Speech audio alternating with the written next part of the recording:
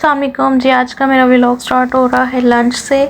और लंच में जैसे कि मैंने आपको पहले बताया था कि मेरी अम्मी की तबीयत ठीक नहीं है और वो ना बिल्कुल भी रोटी वगैरह नहीं खा रही थी। तो आज फिर मैंने कहा मैं क्या इनको दूँ ना, इस तरह तो ये वीक होती जाएंगी। तो फिर मैंने कहा अम्मी को ना आलू के पराठे, मूली के पराठे अच्छे लगते हैं। तो मूली तो खैर सीज़न नहीं है, तो मैंने फिर ये सुबह जब मैं नाश्ते के टाइम उठी ना, प्लान मेरा यही था कि आज मैं मॉर्निंग से इवनिंग रूटीन दिखाऊँ ना। तो ये मॉर्निंग टू इवनिंग नहीं है, आफ्टरनून टू इवनिंग रूटीन ज़रूर है।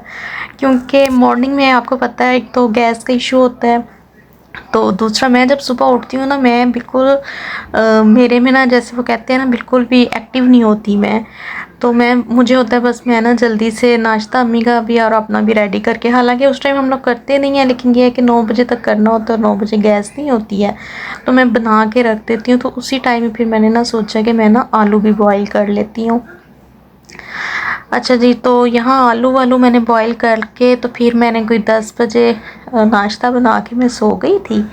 सो के जब मैं उठी तो फिर मैंने इसको ना रेडी बैटर को कर लिया। इसमें मैंने ज़्यादा कुछ नहीं डाला था, आलू मैश कर लिए थे। अच्छा, आलू जब भी आप पराठों के लिए बॉईल करें ना, तो छिलके के साथ किया करें, क्योंकि जब हम लोग छिलका उतार के या दरमियान में से कट करके आलू को बॉईल करते हैं ना, तो आलू में पानी चले जाता है, तो वो इतना थिक नहीं बनता।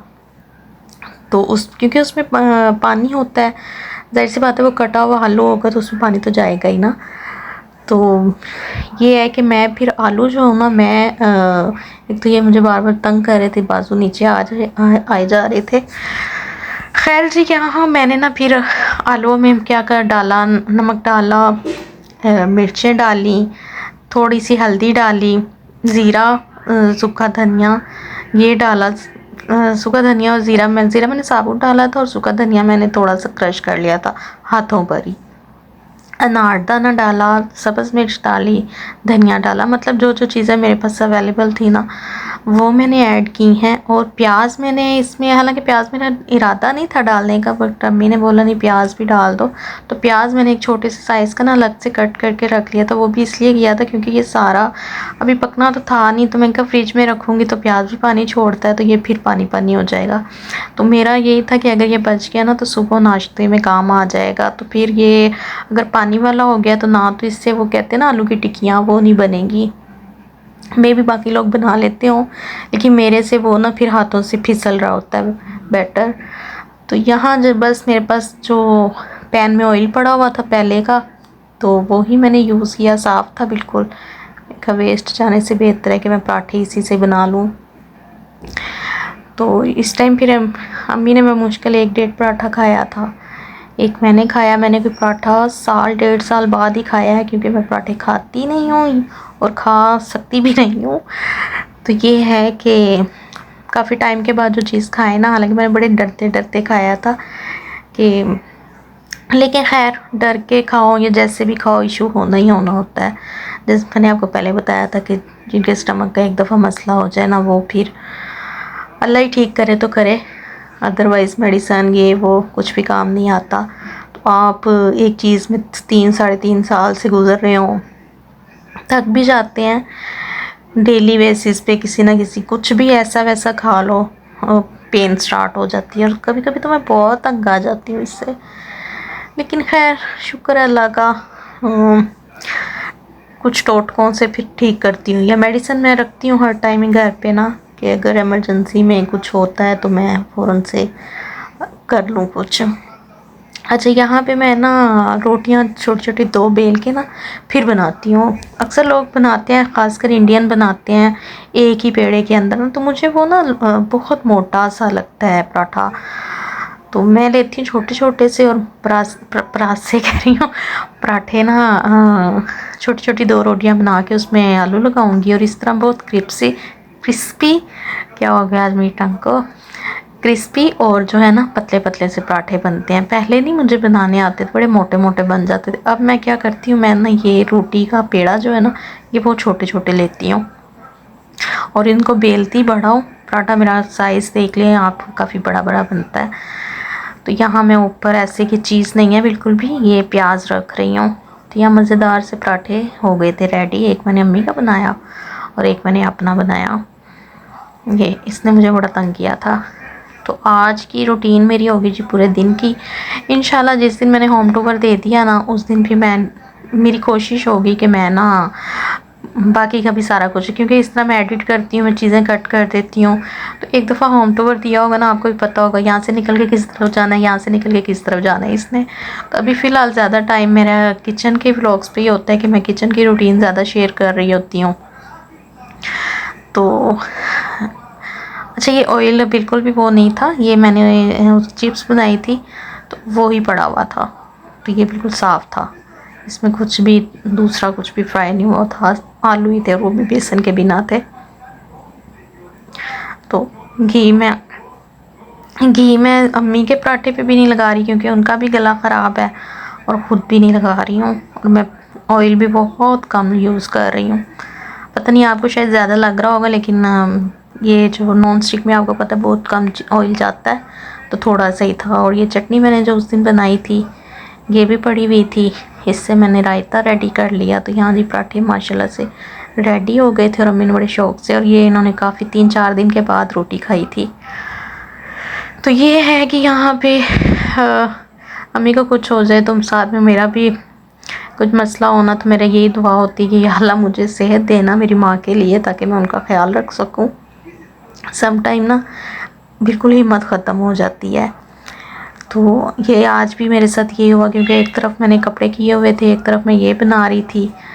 तो किचन पहले मेरे होता था कि मैं ना बर्तन करवा लेती थी, तब ये है कि किचन के बर्तन भी मैं ना खुद ही स्टार्ट कर दिए हुए हैं धोने, क्योंकि खाला जी करके जाती थी, लेकिन वो ना अगेन धोने पड़ते थे, मतलब कि वो अच्छे से ना धो नहीं पाती थी।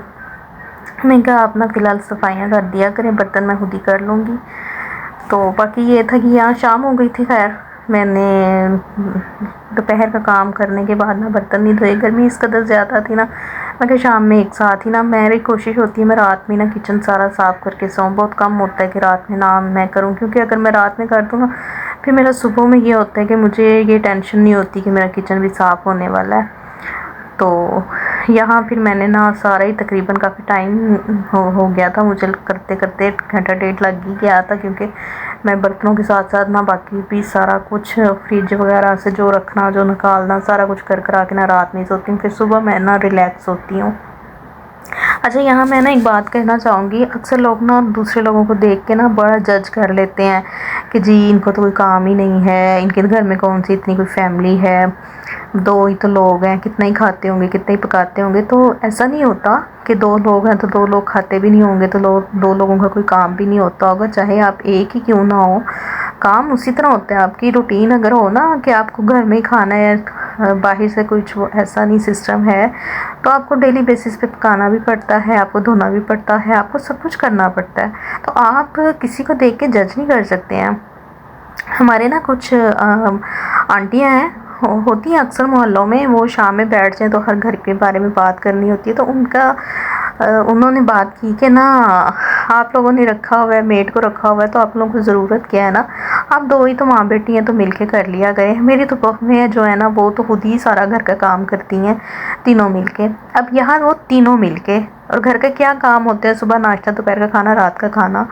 तो मेरा दिल तो जहाँ मैं उस आंटी को जाके ये कहूँ कि आपकी बहुएं जो कर रही हैं ना वो सिर्फ घर का कर रही हैं, मैं वो भी करती हूँ जो आपके बेटे करते हैं, और मैं वो भी कर रही हूँ जो आपकी बहुएं या आपकी बेटियाँ करती हैं।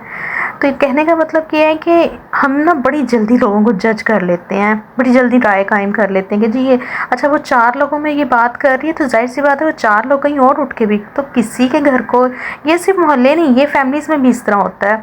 मुँह उठा के ना हम लोग बड़ी जल्दी किसी दूसरे के लिए बात कर लेते हैं कि हर एक को लगता है कि उसकी ज़िंदगी बड़ी मुश्किल गुजर रही है, दूसरे की तो कुछ है ही नहीं ना, दूसरा तो बड़ा ही आसानी से लगा हुआ है।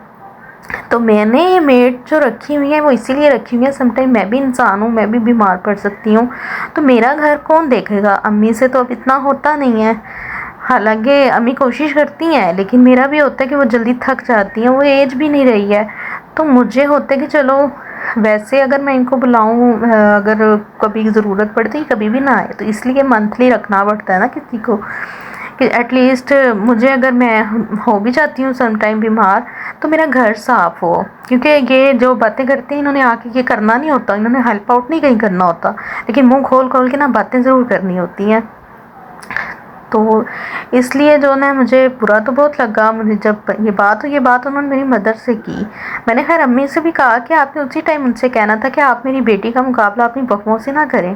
आपकी बहुएं तो सुबह उठी, नाश्ते बनाए, बच्चों को स्कूल भेजा और दैट्स इट, और कोई उनको फ़िक्र नहीं है लाने की या करने कराने की बाहर की।